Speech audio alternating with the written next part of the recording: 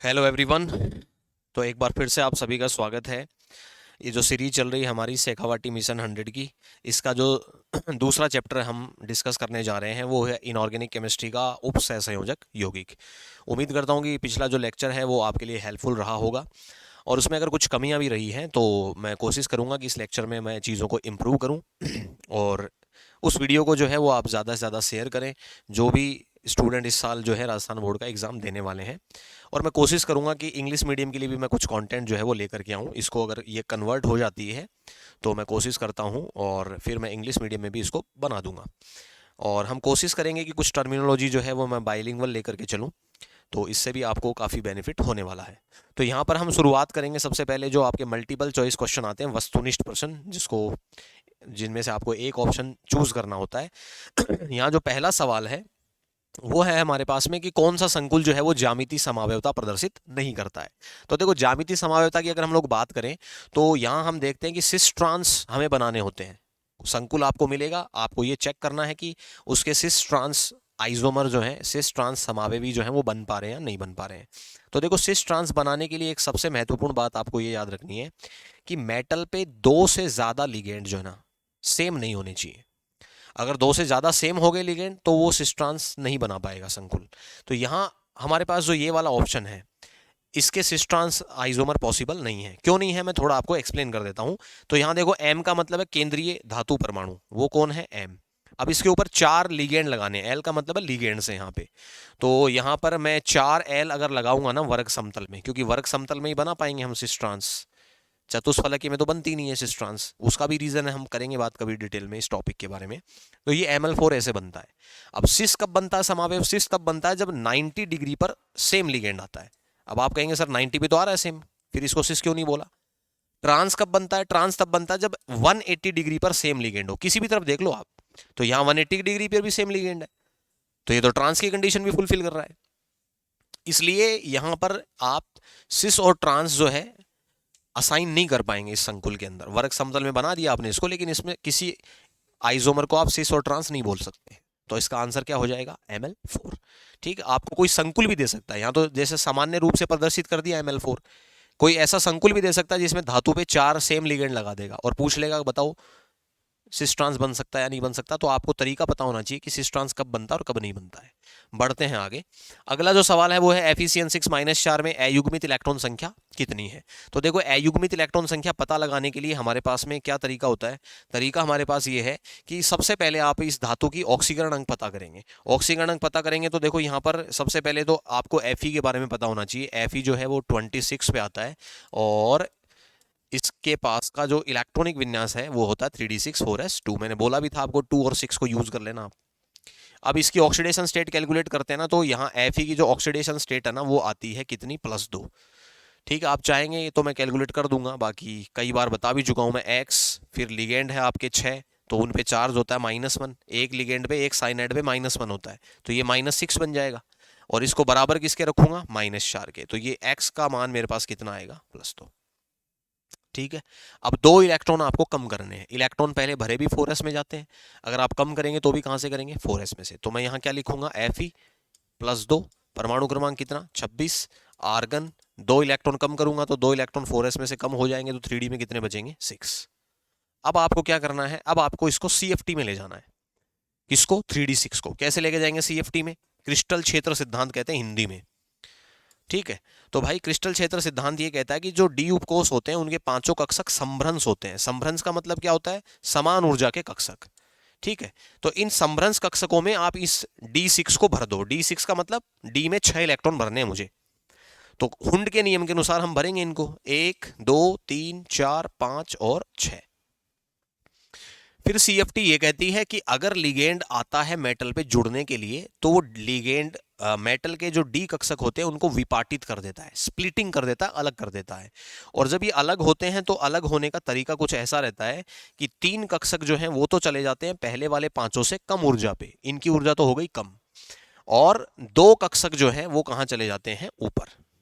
नाम भी बता देता हूं भाई, इस वाले समूह को बोलते हैं T2G और इस वाले समूह को बोलते हैं EG। ठीक है। अब क्या होगा, अब आप ये जो 6 इलेक्ट्रॉन है ना, इनको T2G और EG में भरो आप। तो तरीका क्या होगा, जब भी आप इलेक्ट्रॉन भरते हैं T2G और Eg में, हमेशा भरने की शुरुआत T2G से होती है। तो मैंने क्या किया, पहले तीनों कक्षकों में, क्योंकि ऊर्जा बराबर है तो तीनों में एक एक इलेक्ट्रॉन भर दिया, है मेरे पास इलेक्ट्रॉन तो तीनों में भर सकता हूं एक एक। अब समझना भाई, अब आती है लिगेंड की कहानी। मेरे पास जो कॉम्प्लेक्स है ना, उसमें जो लिगेंड है वो साइनाइड है, और आपको पता होना चाहिए साइनाइड एक कैसा लिगेंड है, साइनाइड एक प्रबल क्षेत्र लिगेंड है। और प्रबल क्षेत्र लिगेंड क्या करवाते हैं, प्रबल क्षेत्र लिगेंड करवाते हैं युग्मन, इलेक्ट्रॉनों का युग्मन करवाते हैं। तो युग्मन जब होगा तो देखो कैसे होगा, जो फोर्थ इलेक्ट्रॉन आएगा ना वो ऊपर जाने की बजाय यहां युग्मित हो जाएगा, 4, 5 और 6। अगर लिगेंड प्रबल नहीं होता ना तो क्या होता, फोर्थ इलेक्ट्रॉन जंप करके ऊपर चला जाता। अब क्यों नहीं जा पा रहा है, अब इसलिए नहीं जा पा रहा है क्योंकि ये विपाटन ज्यादा कर देता है प्रबल क्षेत्र लिगेंड, और विपाटन जब ज्यादा कर देता है तो T2G और Eg के बीच का ऊर्जा अंतर ज्यादा हो जाता है। तो ऐसी स्थिति में इलेक्ट्रॉन ऊपर जाने की बजाय कहां युग्मित हो जाते हैं, T2G में। अब आप चेक करें कि T2G में आपको एक भी इलेक्ट्रॉन अयुग्मित नजर आ रहा है, नहीं है। तो यहां पर जो अयुग्मित इलेक्ट्रॉन संख्या हो जाएगी वो क्या हो जाएगी, 0। तो ये है, इस तरीके से आप CFT की सहायता से इसको एक्सप्लेन कर सकते हैं।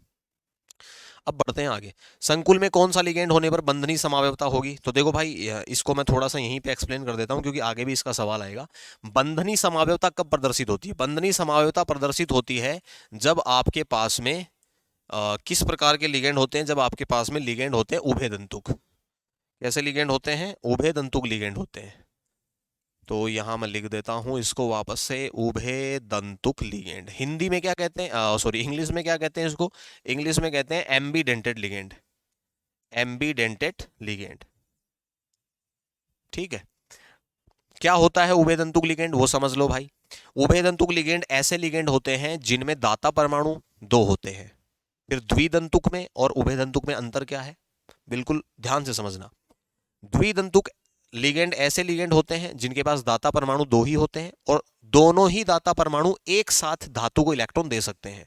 लेकिन उभयदंतुक लिगेंड ऐसे लिगेंड होते हैं जिनमें दाता परमाणु तो 2 होते हैं, लेकिन एक बार में केवल एक ही परमाणु दाता परमाणु का काम करता है।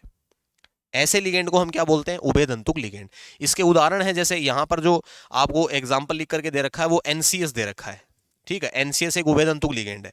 इसमें कैसे होता है, ये कैसे पता लगाएंगे आप, तो देखो यहां पर ध्यान रखना, NCS में जो दाता परमाणु है ना वो नाइट्रोजन होता है।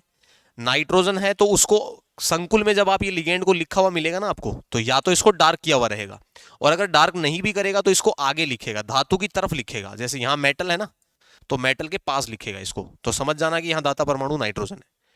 और एक तरीका यह है कि दाता परमाणु सल्फर भी हो सकता है, तो उस स्थिति में या तो सल्फर को डार्क किया जाएगा या फिर सल्फर को आगे लिखा जाएगा। इसके अलावा कौन है दाता परमाणु, उभयदंतुक लिगेंड। उभयदंतुक लिगेंड में आपका NO2 भी आता है, तो इसको मैं और यहां पर बता देता हूं आपको, NO2। यहां दाता परमाणु नाइट्रोजन हो सकता है, और इसी को आप ऐसे भी लिख सकते हैं ONO। तो यहां दाता परमाणु ऑक्सीजन हो गया, आगे जिसको लिखूंगा वो दाता परमाणु है। ठीक है, NO2 को नाइट्रो बोलते हैं और ONO को नाइट्राइट्रो बोलते हैं। इसके अलावा एक लिगेंड और होता है, अब चल रही है बात तो मैं सारी बता देता हूं आपको। CN भी होता है, दाता परमाणु कार्बन है यहां पर, और अगर इसको ऐसे लिख दे NC, तो अब दाता परमाणु नाइट्रोजन है, आगे लिखा हुआ है तो नाइट्रोजन है। ऑर्गेनिक केमिस्ट्री में भी आता है ना, तो वहां पर जब हम जाएंगे तो मैं फिर से बता दूंगा आपको, साइनो और आइसोसाइनो बोला जाता है। ठीक है, तो उम्मीद करता हूं ये चीज आप समझ गए होंगे, अब इसमें कंफ्यूज नहीं होंगे। इनको याद कर लेना कौन कौन उभयदंतुक है, क्योंकि सवाल आएगा तो उदाहरण भी पूछ सकता आपसे। आगे बढ़ते हैं, निम्नलिखित में से कौन सा बाह्य संकुल है। बाह्य कक्षक संकुल लिखता तो ज्यादा बेहतर होता। खैर मैं इसको एक्सप्लेन करता हूं, बाह्य कक्षक संकुल क्या है, कौन है। यहां जो आंसर है वो आपका COF6 3- है। तो मैं इसको एक्सप्लेन कर देता हूं डिटेल में, समझिएगा भाई। इंपॉर्टेंट कॉन्सेप्ट है, 2 प्रकार की टर्मिनोलॉजी है, आपसे बड़ा सवाल भी यहां से पूछा जा सकता है। VBT के अनुसार कौन सा संकुल जो है वो आंतरिक कक्षक संकुल है, कौन सा संकुल है जो बाह्य कक्षक संकुल है। तो मैं यहां बाह्य कक्षक की पूछ रहा है तो मैं आपको COF6-3 बना के दिखा देता हूं। तो देखो सबसे पहला काम है कि VBT से जब भी आप कोई भी कॉम्प्लेक्स जो है उसको अगर सॉल्व करते हैं तो उसका तरीका क्या होता है। तरीका ये होता है कि सबसे पहले तो आप COF6-3 की ऑक्सीडेशन स्टेट कैलकुलेट कर लें। तो मैं थोड़ा यहाँ कैलकुलेट कर देता हूँ क्योंकि जगह की थोड़ी शॉर्टेज है और मैं थोड़ा टेक्निकल एक्सपर्ट कम हूँ। तो अगली बार से आपको नए पेज पे मैं एक्सप्लेन कर दूंगा चीज़ों को, अभी आप थोड़ा सा मैनेज करें। कोबाल्ट जो है उसकी ऑक्सीडेशन स्टेट कैलकुलेट करनी है तो x मान लेंगे, फिर प्लस लगाएंगे। लिगेंड की संख्या 6 है, लिगेंड का चार्ज -1 है, बराबर करेंगे -3 के। x माइनस 6 बराबर -3, तो x बराबर क्या आ जाएगा +3। एक काम तो ये करना है, धातु का ऑक्सीकरण अंक। दूसरा काम क्या करना है, दूसरा काम करना है कि कोबाल्ट जो है उसका परमाणु क्रमांक 27 होता है। इससे पहले अक्रिय गैस आती है आर्गन। इलेक्ट्रॉनिक विन्यास याद करो भाई, इसके बिना काम नहीं चलेगा। कम से कम 3D श्रेणी के तो सारे तत्वों का इलेक्ट्रॉनिक विन्यास आपको आना चाहिए, क्योंकि कॉम्प्लेक्स किसी का भी आ सकता है, सवाल नहीं बनेगा अगर आपको इलेक्ट्रॉनिक विन्यास नहीं आता है तो। अब कोबाल्ट जो है वो आपका किस में जाएगा, कोबाल्ट आपका जा रहा है +3 में। +3 का मतलब कितने इलेक्ट्रॉन कम कर देंगे भाई, 3। 3 कम करेंगे तो 2 तो 4s में से और एक किस में से, 3D में से। कितने इलेक्ट्रॉन बचेंगे, 6। अब VBT में ले आओ इसको। VBT में लाएंगे तो VBT ये कहती है कि भाई कोबाल्ट जो है इसके +3 की आप बनाओ तलस्थ अवस्था। तलस्थ अवस्था का मतलब जब तक लिगेंड नहीं आया है तब तक कोबाल्ट कैसा रहेगा वो बनाओ आप। तो आपको पता होना चाहिए भाई, कोबाल्ट के पास एक तो 3D होगा। तलस्थ अवस्था जब बनाऊंगा मैं तो 3D बनाऊंगा पहले, क्योंकि 3D में ये इलेक्ट्रॉन मेरे। ठीक है, कितने इलेक्ट्रॉन है, 6। भर दो आप हुंड के नियम के अनुसार, 3 4 5 और 6। 3D के बाद किसको बनाऊंगा, 3D के बाद मैं बनाऊंगा 4s को। 4s के बाद मैं किसको बनाऊंगा, 4p को। और 4p के बाद मैं किसको बनाऊंगा, 4d को। ये सीक्वेंस जो है ना कक्षकों का, इसको भी आप याद कर लेना भाई, क्योंकि VBT का सवाल आएगा और आप यहीं जाके अटकोगे। ठीक है, ये सीक्वेंस जो है ना कक्षकों का, 3D 4s 4p 4d, ligand जो है इन्हीं के इर्द गिर्द घूमेगा, तो इनका सीक्वेंस आपको पता होना चाहिए। ठीक है, अब सुनो, अब लिगेंड को लेके आओ, और लिगेंड जब आएगा ना तो उत्तेजित अवस्था बोली जाएगी वो। तो मैं यहां क्या लिख देता हूं, मैं लिख देता हूं कोबाल्ट +3 की उत्तेजित अवस्था। अब सुनिए भाई ध्यान से, उत्तेजित अवस्था। ठीक है, उत्तेजित अवस्था में क्या होगा कि जो मेरा लिगेंड है ना COF6-3 में, वो फ्लोरीन है। और फ्लोरीन जो है ना वो एक दुर्बल लिगेंड है। कैसा लिगेंड है, दुर्बल लिगेंड है। और याद रखना भाई, दुर्बल लिगेंड जो है वो इलेक्ट्रॉनों का युग्मन नहीं करते हैं। साइनाइड कर रहा था ना, वैसे ये नहीं करेगा। तो युग्मन अगर नहीं करेगा तो देखो कैसे बनाऊंगा मैं, ये 3D है अपना, उस 3D में कितने इलेक्ट्रॉन है, 6। मैं इन 6 इलेक्ट्रॉनों को बिल्कुल भी नहीं छेड़ूंगा, जैसे है वैसे भर दूंगा। इसके बाद में मेरे पास क्या है, इसके बाद में मेरे पास 4s है, बना दो। इसके बाद क्या बनाऊंगा, इसके बाद में बनाऊंगा 4p, तो ये एज इट इज 4p बना दो। और इसके बाद कौन आ जाएगा, इसके बाद आ जाएगा 4d। ठीक है, थोड़ा सा ध्यान से देखना। अब देखो क्या होगा, अब लेके आओ आप अपने लिगेंड फ्लोरीन को, और कितने हैं अपने पास लिगेंड, 6 हैं। तो मैं एक जगह ही इसको लिख देता हूं। ठीक है, आप अलग अलग भी लिख सकते हैं, कैसे वो देखो। फ्लोरीन क्या करेगा, फ्लोरीन यहां भी कितने इलेक्ट्रॉन देगा, 2। इस वाले में भी कितने देगा, 2। यहां भी 2। इन सभी कक्षकों में कितने इलेक्ट्रॉन डोनेट करेगा, 2 2। कितने डब्बों में करवाने हैं, 6 में, क्योंकि लिगेंड 6 ही है, 6 से ज्यादा नहीं करवाने ना कम करवाने। अब प्रबल क्षेत्र लिगेंड अगर होता ना तो वो क्या करता, इनको युग्मन कर देता, इनको पीछे भेज देता। पीछे भेज देता तो डोनेशन यहीं से स्टार्ट हो जाता। लिगेंड जो है ना अपने इलेक्ट्रॉन डोनेट करना 3D में से स्टार्ट कर देता। लेकिन अब दुर्बल है तो, दुर्बल है तो जहां खाली मिलेगा वहीं से दान स्टार्ट करवाना, आपको वहीं से डोनेशन स्टार्ट करवाना है। करवा दिया। अब नोटिस करने की बात क्या है वो सुनो। नोटिस करने की बात यह है कि आप ये चेक करो कि कितने कक्षक ऐसे हैं जिनमें आपके फ्लोरीन ने इलेक्ट्रॉन डोनेट किए हैं। तो भाई थोड़ा सा ये आगे ले गया मैं इसको, ये देखो, उम्मीद करता हूं आपको नजर आ रहा होगा। एक तो S कक्षक है, 3 P हैं और 2 D हैं, वो आगे वाले थोड़ा सा मैं ले गया आगे उसको। तो केवल जिनमें इलेक्ट्रॉन है उन्हीं पे फोकस करें। संकरण क्या बन के आएगा, sp3d2। अब एक बात सुनना, आंतरिक कक्षक संकुल और बाह्य कक्षक संकुल में अंतर क्या है। इसको आप बाह्य कक्षक संकुल क्यों बोल रहे हैं, इसलिए बोल रहे हैं कि आप चेक करें, जब लिगेंड इलेक्ट्रॉन डोनेट करने आया तो क्या आपका 3D जो है कक्षक, उसमें लिगेंड ने इलेक्ट्रॉन डोनेट किए क्या, नहीं किए। कौन से डी को चूज किया उसने, बाहर वाले को। और बाहर वाला भी बोल सकते हैं, और बेटर बोले तो आप ये कह सकते हैं कि भाई वो डी कक्षक काम में आया है जिसकी मुख्य क्वांटम संख्या का मान ज्यादा है, 4 है, अधिकतम है। 3 वाला काम में नहीं आया। और इस 3 वाले को हम क्या बोलते हैं, इस 3 वाले को हम बोलते हैं n-1d, मतलब वो डी कक्षक जिसके लिए मुख्य क्वांटम संख्या बाह्यतम डी से एक कम है। क्या उसमें दिए इलेक्ट्रॉन लिगेंड ने, नहीं दिए। अगर आंतरिक कक्षक काम में आ जाता, इस n-1d को आप आंतरिक कक्षक भी बोल सकते हैं, अगर n-1d काम आ जाता लिगेंड के डोनेशन के लिए, तब आप इसको बोलते आंतरिक कक्षक संकुल। लेकिन अभी कौन काम में आया, अभी आया बाह्य डी कक्षक, तो आप इस संकुल को क्या बोलेंगे, बाह्य डी या बाह्य कक्षक संकुल। sp3d2 आपका संकरण है तो ज्यामिति क्या बनेगी, अष्टफलकीय। ठीक है, अगर आपसे पूछे कि भाई अयुग्मित इलेक्ट्रॉन है क्या, तो बिल्कुल है, अयुग्मित इलेक्ट्रॉन 4 है, n का मान 4 है, यहां पर अष्टफलकीय ज्यामिति बनेगी।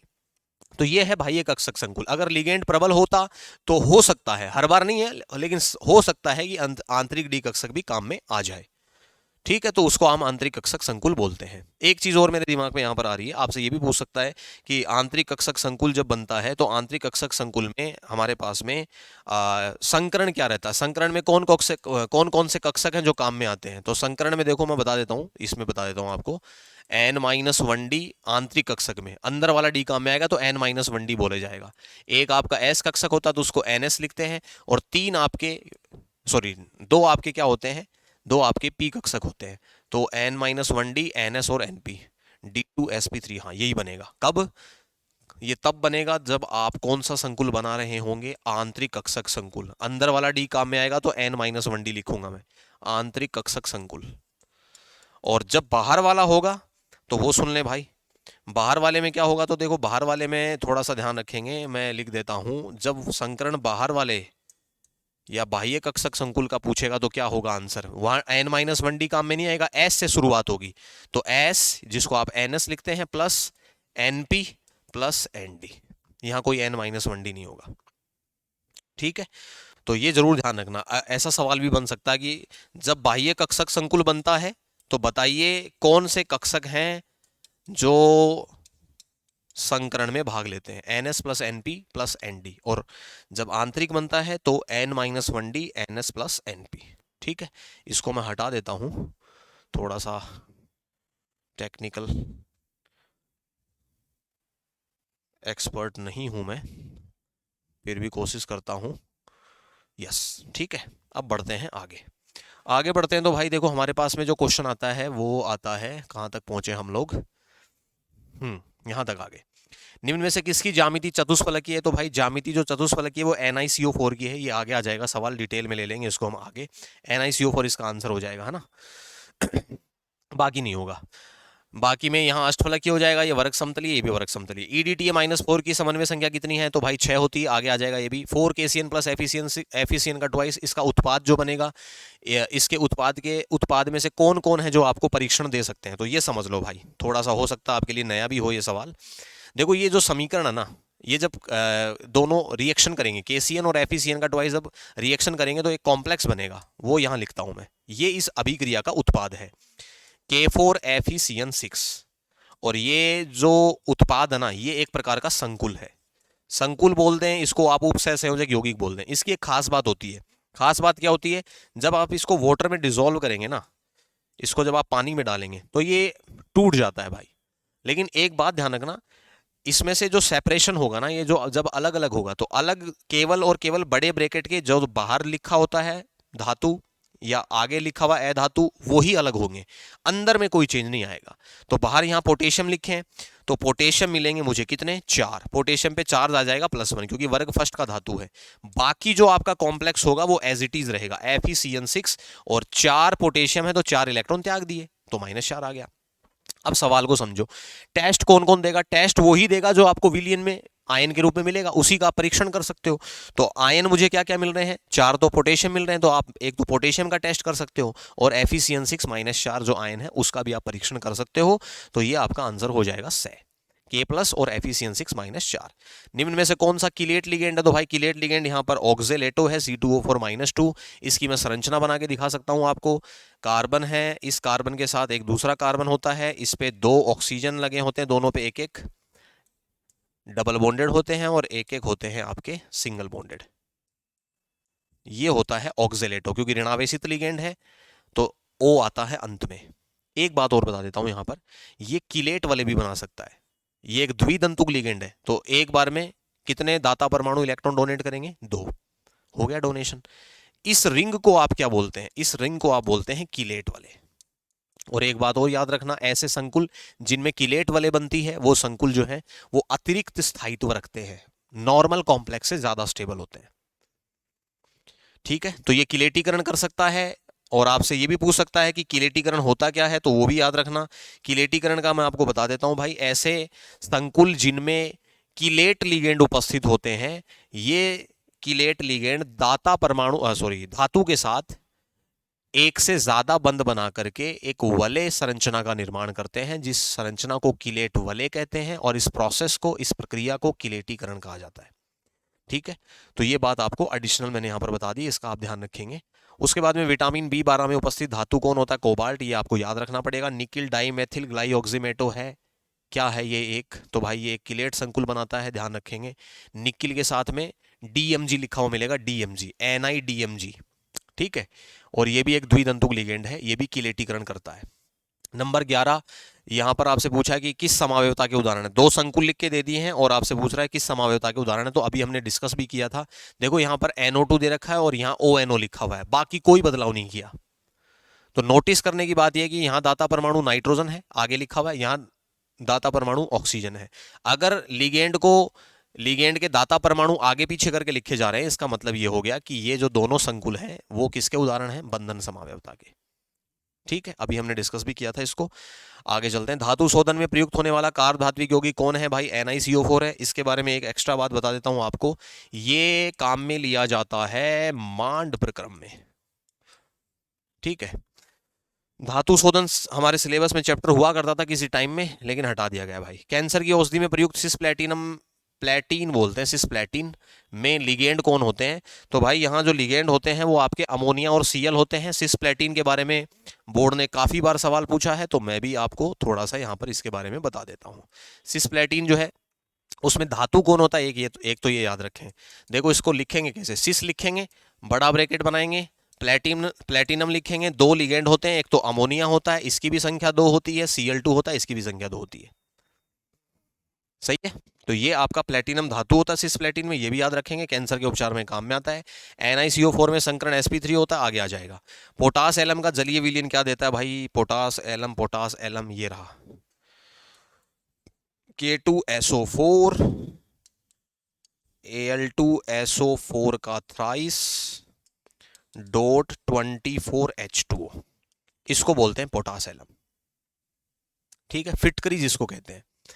तो ये कितने प्रकार के आयन देगा? तो देखो भाई K2SO4 पानी में डालोगे तो ये टूटेगा। कैसे टूटेगा? मैं संख्या नहीं लिखूंगा। पोटेशियम बनेगा एक, तो संख्या 2 बनेगी उसकी, और एक आपका SO4-2 बनेगा। ठीक है, यहाँ इसको ब्रेक करोगे तो एल्यूमिनियम पे चार्ज आएगा +3, और यहाँ फिर से वही SO4 बनेगा -2। इसमें कोई डिसोसिएशन नहीं होगा, ये नहीं टूटेगा। H2O मॉलिक्यूल जो है वो डिसोसिएट नहीं होगा। अब देख लो आप कितने प्रकार के आयन है।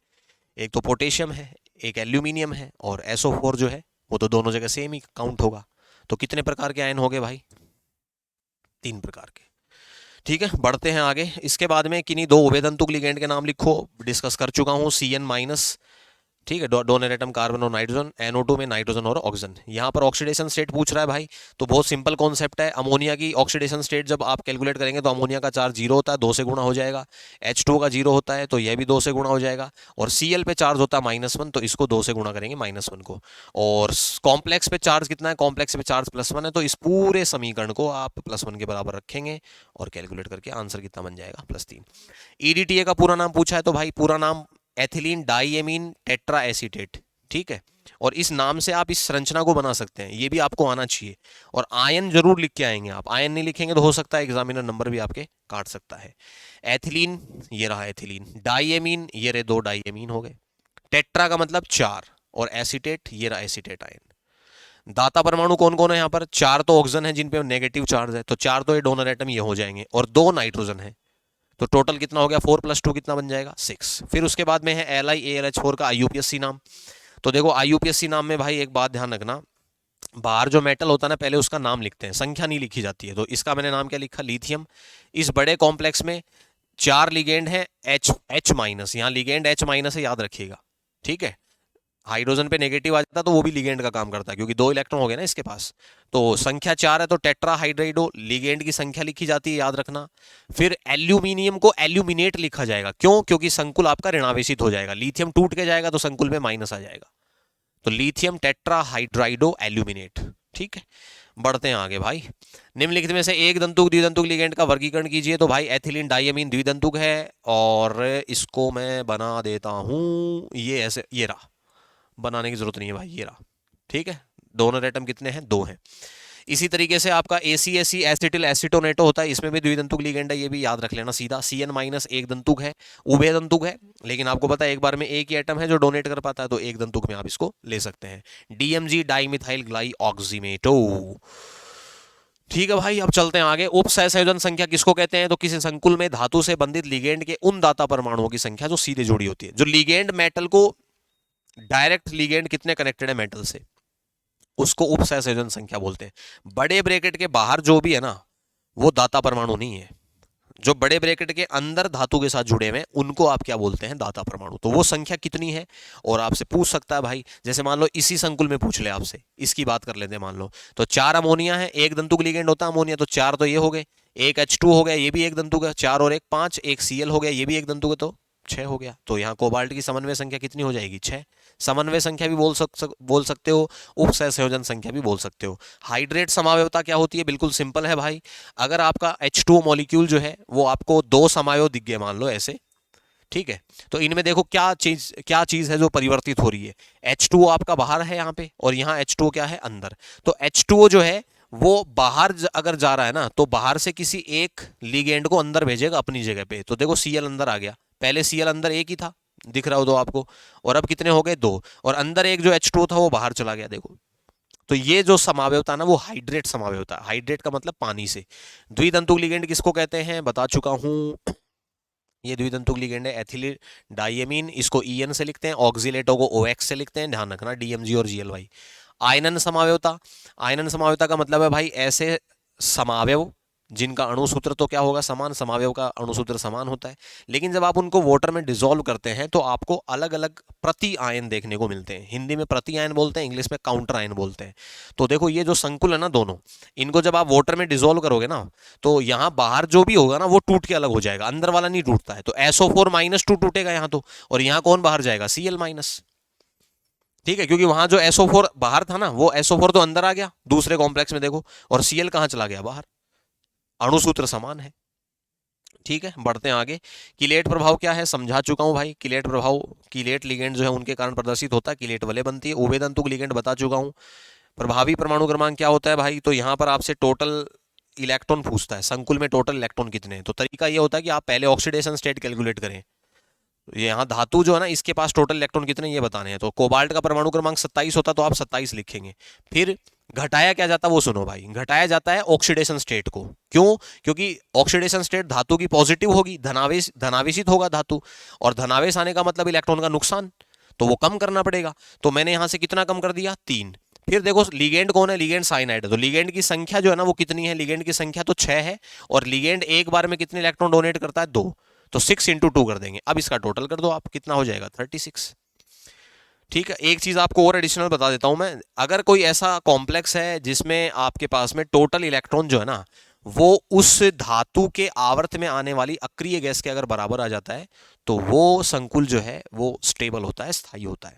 कोबाल्ट जो है वो चौथे आवर्त का तत्व है, और चौथे आवर्त में जो अक्रिय गैस आती है वो आती है आपकी क्रिप्टॉन। क्रिप्टॉन आती है 36 पे। तो कोबाल्ट के पास टोटल इलेक्ट्रॉन भी कितने हैं? 36 है। तो ये कोबाल्ट का जो बना हुआ कॉम्प्लेक्स है ये स्टेबल है। बढ़ते हैं आगे भाई। IUPAC नियमों का प्रयोग करते हुए निम्न के नाम लिखिए। तो देखो भाई, थोड़ी थोड़ी बातें मैं इनकी बता देता हूँ आपको। जब भी आप नाम लिखेंगे तो पहले आप ये काम करेंगे, इस इधर से लिखना स्टार्ट करेंगे, लेफ्ट साइड से। अगर बड़े ब्रैकेट के बाहर पहले कुछ मिल जाता तो पहले उसको लिखो, संख्या उसकी नहीं लिखनी है। अब यहाँ तो कुछ है नहीं बाहर, अंदर एंटर करो। अंदर एंटर करेंगे तो देखो 2 लिगेंड है, एक तो एमीन है मेरे पास, और एक मेरे पास में है H2O जिसको एक्वा बोलते हैं IUPAC में। ठीक है, तो दोनों के अंदर पहला अल्फाबेट सेम आ गया। अगला अल्फाबेट क्या है यहाँ पर? अगला अल्फाबेट एमीन में M है और एक्वा में Q है। तो पहले कौन आएगा? पहले M आएगा। लिगेंड की संख्या लिखी जाती है, तो मैं क्या लिखूंगा? पहले लिगेंड को लिखूंगा संख्या के साथ। एक यहां पर गलती कर रखी है, देखो इसने हेक्सा लिखा हुआ है, ये हेक्सा नहीं है, ये टेट्रा होगा भाई। टेट्रा एमीन, फिर 2 H2 हैं तो डाई एक्वा। अब देखो अंदर में सिर्फ मेटल बचा है, तो लिगेंड को लिखने के बाद मेटल को लिखते हैं। डाई एक्वा लिखने के बाद देखो क्या लिखा? कोबाल्ट। और कोबाल्ट के ब्रैकेट में लिखी जाती है ऑक्सीडेशन स्टेट, और बाहर जो आपका ये जो अधातु परमाणु है इसको लिखेंगे, तो यहाँ Cl है उसको आयन के रूप में लिखेंगे, तो क्लोराइड लिखेंगे। संख्या उसकी नहीं लिखनी है अपने को। आगे बात समझ में भाई? ये +3 ऑक्सीडेशन स्टेट है जो धातु के ब्रैकेट में हमेशा लिखी जाएगी। फिर उसके बाद में Fe4 FeCN6 थ्राइस है, इसको भी एक्सप्लेन कर देता हूं, इससे डरना नहीं है भाई, ये सिंपल कॉम्प्लेक्स होता है। करना सिर्फ इतना होता है कि यहाँ जो इसके पैरों में संख्या है ना, इसको तो यहाँ भेज दो आप इस एफ ई के ऊपर, ये इस एफ ई का आवेश मान लो आप, और ये जो 4 है ना, ये इस बड़े ब्रैकेट का आवेश है। तो बड़े ब्रैकेट के ऊपर आप 4 माइनस लगा दे, सॉल्व करने में आसानी रहेगी। एफ ई CN6, ठीक है। और ये जो 3 था ये कहाँ भेज देंगे, पहले वाले के पास। तो पहले वाले पे तो +3 है, तो देखो इसका नाम जब लिखा तो आयरन के ब्रैकेट में +3 लिखा है, क्योंकि पहले आयरन को लिखोगे आप Fe को, तो Fe की संख्या लिखनी नहीं है। इसका क्या लिख दिया मैंने, ऑक्सीडेशन स्टेट Fe+3। कहाँ से लाया, इसके नीचे पैर में से उठा के लाया। फिर इसका नाम लिखेंगे तो देखो हेक्सा साइनो लिखेंगे, 6 का मतलब हेक्सा, CN का मतलब साइनो, और ये जो Fe है इसको लिखा है फेरेट। फेरेट क्यों लिखा है, क्योंकि बाहर धातु है तो ये टूट के जाएगा, तो धातु जो है वो ये संकुल जो है वो ऋणावेशित हो गया, तो फेरेट लिखा जाएगा। ऑक्सीडेशन स्टेट इसकी कितनी है, +2 है, x - 6 बराबर -4, तो +2 आ जाएगी। फिर समपक्ष इसके 2 प्रतिबिंब रूप बनाने हैं भाई, ये समझो भाई ये कैसे होगा। तो देखो एक तो आप इसके अंदर में एक एडिशनल बात आपको पहले ये बता देता हूं कि आप समन्वय संख्या देख लो इसकी कितनी है। तो देखो कोबाल्ट के ऊपर ईएन लगे हैं, ईएन कैसा लिगेंड है, ईएन द्विदंतुक लिगेंड है। तो एक लिगेंड अगर 2 डोनेशन कर रहा है, ठीक है, तो 2 लिगेंड है टोटल अपने पास में भाई। एक लिगेंड अगर 2 बॉन्ड बना रहा है धातु के साथ, तो 2 कितने बनाएंगे, गुणा कर दो भाई, कितने बनाएंगे, 4। और 2 सीएल है, तो सीएल तो एक दंतु की है, तो 4 + 2 कितना हो जाएगा भाई, 6। तो समन्वय संख्या कितनी है, 6। और समन्वय संख्या 6 जब होती है ना, तो ज्यामिति बनती है अष्टफलकीय। ठीक है, अब इसको कैसे बनाया मैंने, इसको बनाने का तरीका देखो भाई। धातु कौन है, कोबाल्ट, तो कोबाल्ट को ले लो बीच में पहले, तो ये कोबाल्ट है। अब आप है ना, एक तो बना लो पहले स्क्वायर, ये स्क्वायर बन गया। एक अबव द प्लेन बॉन्ड बनाओ और एक बिलो द प्लेन, मतलब एक तो इस समतल के इस स्क्वायर के ऊपर और एक इस स्क्वायर के नीचे। अब क्या करोगे, जब आपको समपक्ष बनाना होता है ना, समपक्ष, तो 2 जो सेम लिगेंड है ना, उनको आप 90 डिग्री पे रख दो। तो ये 90 डिग्री पे रख दिया मैंने इनको, ठीक है। अब दाता परमाणु कितने हो गए, बच गए, अब 4 बच गए। अभी एथिलीन डाइमीन है तो दोनों मिलकर के कवर कर देंगे 4 को। तो यहां ईएन बीच में लिख दो आप ऐसे, ईएन। एक एथिलीन डाइमीन का एक दाता परमाणु यहां जाएगा नाइट्रोजन, और दूसरा यहां जाएगा, ठीक है। ये जोड़ रखे ना देखो ऐसे, और ऐसे ही आप यहां कर दो, थोड़ी जगह कम बची है, तो ईएन इसको ऐसे जोड़ दो। अब समपक्ष बना दिया। अब क्या करेंगे, इसके सामने मिरर रखो आप। समपक्ष क्यों है, क्योंकि ये 90 पे है, देखो सेम। अब क्या करोगे आप, अब इसकी फोटो जब बनानी होती है ना, तो आप ध्यान रखना कि आपको जो ये मिरर से जो आपको ईएन दूर दिख रहा ना, इसको इधर भी आप दूर बनाओ। देखो इधर आ गया ना, ये दूर दूर आ गया। जो मिरर के पास है उसको मिरर के पास रखो। ये वाला सीएल देखो मिरर के पास है तो ये पास आ गया। जो आपका 180 पे होता है ना, जो जहां होता है वहीं रहता है, देखो ये वहीं है बीच वाला। तो दर्पण लगाएंगे तो आपको ये ऐसा दिखेगा। होमोलेप्टिक और हेट्रोलेप्टिक संकुल क्या है, होमोलेप्टिक और हेट्रोलेप्टिक का मतलब होता है कि ऐसे संकुल जिनमें एक ही प्रकार के लिगेंड होते हैं, जैसे यहाँ अमोनिया 6 के 6 एक जैसे हैं, तो ये होमोलेप्टिक हो गया। और अलग अलग अगर लिगेंड है तो हेट्रोलेप्टिक हो गया। द्विक लवण क्या है, तो भाई द्विक लवण इसके 2 उदाहरण पूछ रहे हैं। ये एक प्रकार के योगात्मक यौगिक होते हैं, और ये ठोस अवस्था में क्या होते हैं, स्थायी होते हैं। इनको जब आप पानी में डालते हैं तो ये अपने आयनों में टूट जाते हैं। एक तो कार्नेलाइट को ध्यान रखना, और एक मोर लवण, जो आपने प्रैक्टिकल में भी थोड़ा बहुत देखा होगा। कार्नेलाइट के बाद में मोर लवण, फेरस अमोनियम सल्फेट कहते हैं इसको। क्रिस्टल क्षेत्र विपाटन ऊर्जा क्या है, थोड़ी सी बात हमने की भी थी डी कक्षकों के विपाटन की। तो देखो भाई होता यह है कि जब लिगेंड आता है ना, तो समरंस डी कक्षक विपाटित हो जाते हैं, T2G बनता है, EG बनता है। इनके दोनों के बीच का जो ऊर्जा अंतर होता है उसी को हम क्या बोलते हैं, क्रिस्टल क्षेत्र विपाटन ऊर्जा। यही बात यहां पर लिखी हुई है, ठीक है। और इसी के कारण DD संक्रमण भी होता है। चलते हैं आगे। ये चतुष्फलकीय संकुल का डायग्राम है, ये उल्टा हो जाता है, देखो एक बार फिर से देख लो। अष्टफलकीय में T2G नीचे है, EG ऊपर है। चतुष्फलकीय में T2G जो है ना वो ऊपर चला जाता है और EG नीचे आ जाता है। एक इसमें गलती कर रखी है, इस G को हटा लेना आप। चतुष्फलकीय में ये G नहीं लगता है, सिर्फ E लिखा जाता है और T2 लिखा जाता है, ठीक है। NiCl4-2 अनुचुंबकीय है, जबकि NiCO4 प्रतिचुंबकीय है, जबकि दोनों चतुष्फलकीय संरचना में होते हैं। तो देखो भाई इसकी बात अगर हम लोग करें, ऑलमोस्ट ये बस होने ही वाला है, ज़्यादा नहीं बचा हुआ इसमें, ठीक है। या फिर हम इसके बाद का जो सेकंड पोर्शन होगा वो अलग से ले लेंगे, लेक्चर अदरवाइज लंबा हो जाएगा। तो ये एक लास्ट क्वेश्चन जो है वो मैं एक्सप्लेन कर देता हूँ। NiCl4-2 अनुचुंबकीय है, क्वेश्चन को देख लो आप, और NiCO4 प्रतिचुंबकीय। फिर इस थ्योरी को आप पढ़ लेना भाई, क्योंकि असाइनमेंट तो सबके पास लगभग रहता ही है, और बाकी मैं कोशिश करूंगा कि इसको मैं प्रोवाइड कर दूं आपको, ठीक है। अब देखो दोनों संकुलों को सॉल्व करते हैं भाई। सॉल्व करेंगे तो देखो कैसे होगा। सोल्व करेंगे तो तरीका ये है कि आपके पास NiCl4 है एक, तो NiCl4-2, ठीक है। यहाँ निकिल जो है ना वो +2 में है। अब सीधा करूंगा मैं, निकिल +2 में है, +2 में है तो निकिल का जो इलेक्ट्रॉनिक विन्यास होगा ना वो 3D8 बनेगा। आप जो है वो क्या करेंगे, सीधी एक्साइटेड स्टेट बना रहा हूं मैं Ni+2 की उत्तेजित अवस्था, एक्साइटेड स्टेट। कैसे बनेगा देखो, एक तो 3D, ये 3D अपने पास में कितने इलेक्ट्रॉन है 8, 1 2 3 4 5 6 7 और 8, ये तो 3D है। उसके बाद में 3D के बाद कौन आता है याद करो भाई, 4s, और 4s के बाद कौन आता है, 4s के बाद आता है 4p, ठीक है। अब क्या होगा देखो, अब जो Cl आएगा ना, तो Cl एक दुर्बल लिगेंड है, हैलोजन दुर्बल होते हैं, दुर्बल है तो देखो जहां से उसको खाली कक्षक मिलने स्टार्ट होंगे ना वहीं से इलेक्ट्रॉन डोनेट करना स्टार्ट कर देगा। ये पहला Cl, ये दूसरा Cl, ये तीसरा Cl और ये चौथा Cl। इलेक्ट्रॉनों का युग्मन नहीं होगा। और देखो अगर इलेक्ट्रॉनों का युग्मन नहीं हुआ तो अब आप ये चेक कर लें कि कौन से कक्षक हैं जिनमें धातु लिगेंड ने इलेक्ट्रॉन डोनेट किए हैं। तो एक S और 3p, संकरण क्या बन जाएगा, संकरण बन जाएगा sp3। एक तो ये बात क्लियर हुई यहां पर। दूसरी बात हमें ये पता लग गई कि जब हमने NiCl4-2 को बनाया तो जो आपका N-1d था, जो हमारा 3D कक्षक था, उसमें मेरे पास में 2 अयुग्मित इलेक्ट्रॉन भी हैं, और अयुग्मित इलेक्ट्रॉन होने के कारण NiCl4-2 क्या हो गया, अनुचुंबकीय। अब बात करते हैं NiCO4 की। तो देखो NiCO4 में क्या बदलाव आएगा वो देखना आप। NiCO4 में लास्ट है बस अपना ये, इसको खत्म करते हैं, बाकी हम अगले पोर्शन में ले लेंगे। NiCO4 में क्या होगा, NiCO4 में आपके पास में जो लिगेंड आया ना वो CO है भाई, कार्बोनिल, और कार्बोनिल एक प्रबल लिगेंड है। तो अब क्या होगा देखो, निकिल जो है ना इसकी उत्तेजित अवस्था देखना भाई, हिंदी में लिख देता हूं चलिए कोई दिक्कत नहीं है। उत्तेजित अवस्था देखो कैसे बनेगी, तो आपके पास में वही 3D है। यहां निकिल जो है ना भाई, निकिल की ऑक्सीडेशन स्टेट 0 है, ये याद रखना। और इसका इलेक्ट्रॉनिक विन्यास क्या होता है निकिल का, निकिल का इलेक्ट्रॉनिक विन्यास होता है 3D8-4s2। अब सुनना ध्यान से, ये तो मेरे पास में क्या है, ये तो मेरे पास में 3D है। इसमें कितने इलेक्ट्रॉन भरूंगा भाई, इसमें इलेक्ट्रॉन भरूंगा मैं 8, तो 8 इलेक्ट्रॉन भर दो आप, कितने हो गए 7, 7 और 1 8। उसके बाद देखो 4s खाली नहीं है, वहां 4s खाली था क्योंकि आपका निकल +2 में था, यहां +2 में नहीं है, यहां 0 में है। और 4s के बाद में किसको लेके आएंगे, 4s के बाद में लेके आएंगे 4p को। अब जब प्रबल लिगेंड CO आएगा ना तो वो क्या करेगा, 4s के जो 2 इलेक्ट्रॉन है ना, इन दोनों इलेक्ट्रॉनों का युग्मन करवाएगा। तो या तो आप इसको यहां शिफ्ट कर दो, इसको शिफ्ट करेंगे तो क्या हो जाएगा देखो, इसको शिफ्ट करेंगे तो 3D का जो एक डब्बा ना वो खाली हो जाएगा,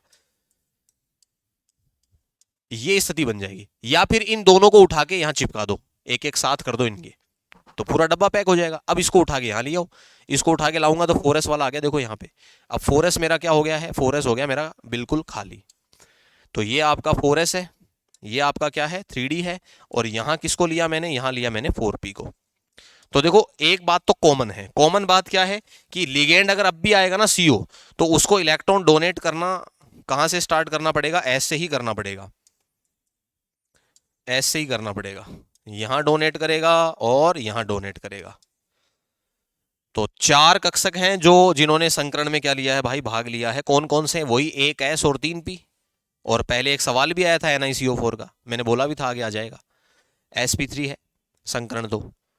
लेकिन यहां अलग क्या हुआ, अलग ये हुआ कि ये जो 3D कक्षक है ना इसमें एक भी अयुग्मित इलेक्ट्रॉन नहीं है, और अगर अयुग्मित इलेक्ट्रॉन नहीं होगा तो संकुल आपका कैसा हो जाएगा, प्रतिचुंबकीय। तो आज की कहानी को हम यहीं खत्म करते हैं क्योंकि लेक्चर थोड़ा सा लंबा हो गया, चीज़ें काफ़ी ज़्यादा होती हैं कोऑर्डिनेशन कंपाउंड में, और उम्मीद करता हूँ ये काफ़ी हेल्पफुल रहेगा आपके लिए लेक्चर। और भी चीज़ें जो है जो आनी अभी बाकी हैं उनको हम अगले लेक्चर में डिस्कस करेंगे। और इन लेक्चर्स का आप भरपूर फ़ायदा उठाइए, ज़्यादा से ज़्यादा इनको शेयर कीजिए ताकि मुझे भी एक मोटिवेशन मिले, कंटिन्यूस में वीडियो बना पाऊँ। Thank you.